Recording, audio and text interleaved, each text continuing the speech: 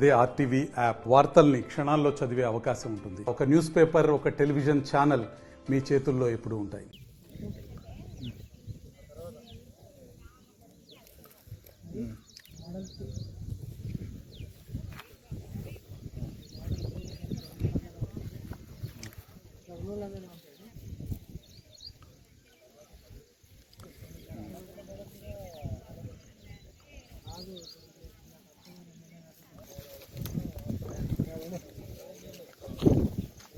कैसे गेट समोसे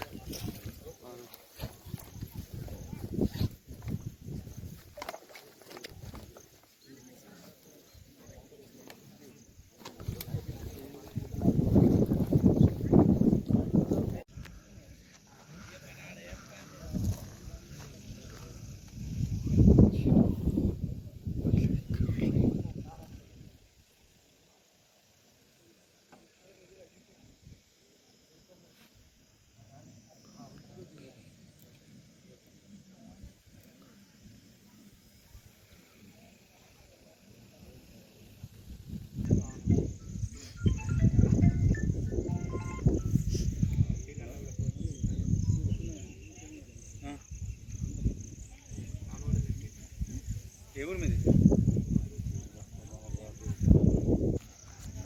ఓకే నీకు టైం పడుతుంది లేకపోతే మీ ఇంట్లో మీ ఊళ్ళో ఉండు లేకపోతే నాకు వచ్చి మన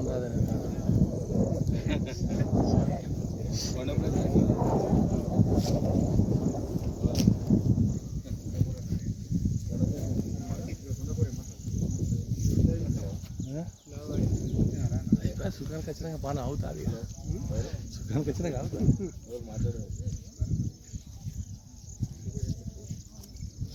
దూరం బయట కుల్లా ఉన్నాడు కుల్లా ఉన్నాడు మీరే రావాలన్నమాట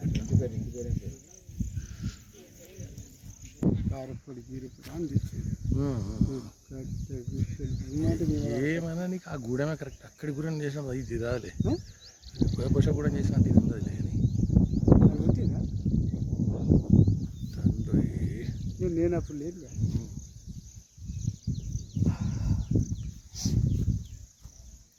ఎవడు మూడుకోలేదు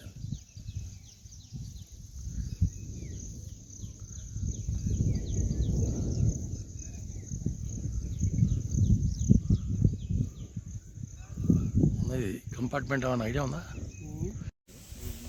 ఎవడి ఆకలి వాడికే ఉంది, ఎవడి బాధలు వాడికే ఉంది. నేను హత్తి కొట్టుమంటే కొడతలేదు, తను హత్తి కొట్టుమంటే ఇదంతా ఫారెస్ట్ రీఫారెస్ట్ చేస్తలేదు.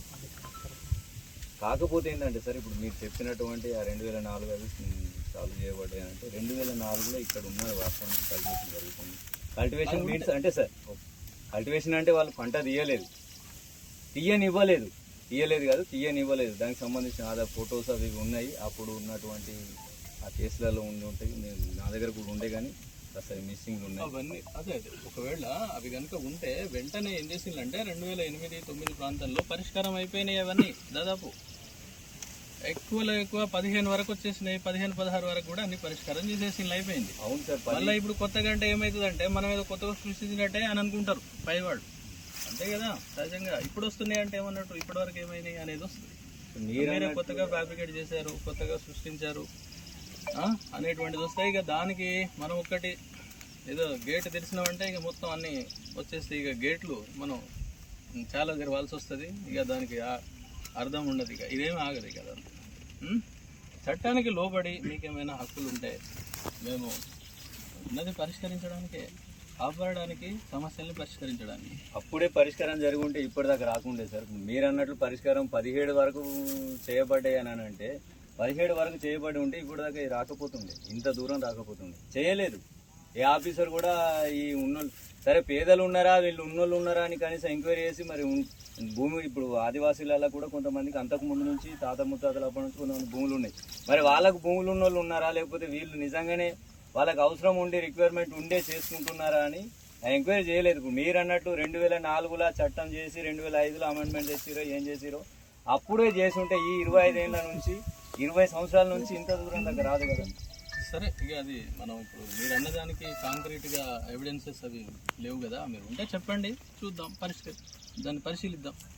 సరే ఇప్పుడు ఈ మీరు అన్నదానికి ఇప్పుడు ఎవిడెన్స్ చెప్పాలంటే నీ మాటల్లో చెప్తున్నా.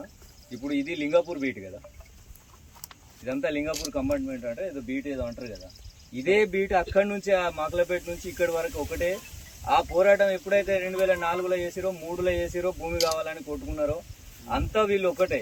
కాకపోతే అప్పుడు ఏంటంటే అప్పుడు చేసినటువంటి పెద్దలు దాటిపోయారు, కొంతమంది చనిపోయారు. చనిపోయిన తర్వాత అది కూడా మొన్న జరిగి వాళ్ళు అది కల్టివేషన్లోకి ఇప్పుడు వచ్చారు. అప్పుడే వీళ్ళు కూడా తెగాయించిపోయి వచ్చి చేసి ఉంటే ఇప్పుడు మీరు వచ్చి ఇట్లా మీరు చెప్పేదాకా రాకపోతుండే ఇంత ఇబ్బంది మీకు గలవు మాకు గలవు. వచ్చిన ఏ ఆఫీసర్ అయినా కూడా మీరు అన్నట్లు ఫారెస్ట్ని ప్రొటెక్ట్ చేయాలి, పర్యావరణానికి రక్షణ అంటే అందరు మానవ జీవనానికి కానీ అన్నిటికీ కరెక్ట్గా ఉండాలంటే ఉండాలి, ఫారెస్ట్ ఉండాలి. మన మనుగడ కోసం అనేది ఒకటి, కానీ మన మనుగడ అనేది అంత మానవ జాతి మనుగడ లేకపోతే ఇంకా ముందు తరాల గురించి ఆలోచించినప్పుడు ఇంకా చిన్నదవుతుంది. అదే సార్ కదా, అవుతుంది అది. అట్లా కొంచెం ఆలోచించుకోవాలి. మీరు ఏదైనా ఉంటే మీకు సంబంధించినవి గతంలో మేము 2004 కంటే ముందే ఉన్నాము, 5 కంటే ముందే ఉన్నాము అంటే మీరు దయచేసి వాటికి సంబంధించిన సాక్ష్యాలు అలాంటివి ఏమైనా ఉంటే మా వాళ్ళకి ఇవ్వండి, మేము పరిశీలిస్తాం. తప్పకుండా సార్. ఇది మేము ఇప్పుడు మీరు అన్నారు కదా, తప్పకుండా సార్. ఇది 2004లో కూడా వీళ్ళు సాగు చేసిన ఎవిడెన్స్ కూడా ఉన్నాయి సార్. ఏ విధంగా ఉన్నాయి? వీళ్ళు ఇక్కడ మక్కలు వేయడం కానీ, మక్కలు వేసినప్పుడల్లా తీసుకొచ్చుకుంటా మేపడం కానీ ఇలాంటి ఆధారాలు కూడా మా దగ్గర ఉన్నాయి సార్. సరే మీరు ఇవ్వండి, మరి దానికి ఏమన్నా 2004 నుండే ఉన్నాయి సార్, ఆధారాలు ఉన్నాయి. మేము అదేంటంటే ఇప్పుడు అప్పటి నుంచి ఇప్పటి వరకు ఏం చేశారు అనేది ఒక పెద్ద ప్రశ్న వస్తుంది అనమాట. పైన ఉన్నటువంటి వాళ్ళకి ప్రతిసారి ఇదే జరుగుతుంది. ఈ గ్రామ సభ దగ్గర నుంచి స్టార్ట్ అవుతుందండి దాని ప్రాసెస్. గ్రామ సభలో ఉన్నటువంటి పెద్దలు దానిపైన నిర్ణయం తీసుకొని, అలాగే పైన ఉన్నటువంటి SDLC అంటే తాలూకా లెవెల్లో ఉన్నటువంటి ఒక కమిటీ నిర్ణయిస్తుంది, తర్వాత జిల్లాకి వెళ్తుంది. ఇదంతా మళ్ళీ పైన అధికారులు ఉంటారు, కలెక్టర్ వరకు వెళ్తుంది. ఇవన్నీ మీరు పెట్టినటువంటి వాటి అన్నిటిని పరిశీలిస్తారు. ఎక్కడ కూడా అది జెన్యున్ గానే ఉంది అని నిరూపించబడాలి. మళ్ళీ ఎక్కడ దీనికన్నా అవకాశం ఉంది, ఫేక్గా చేశారు అది ఇదంటే మళ్ళీ పోతుంది.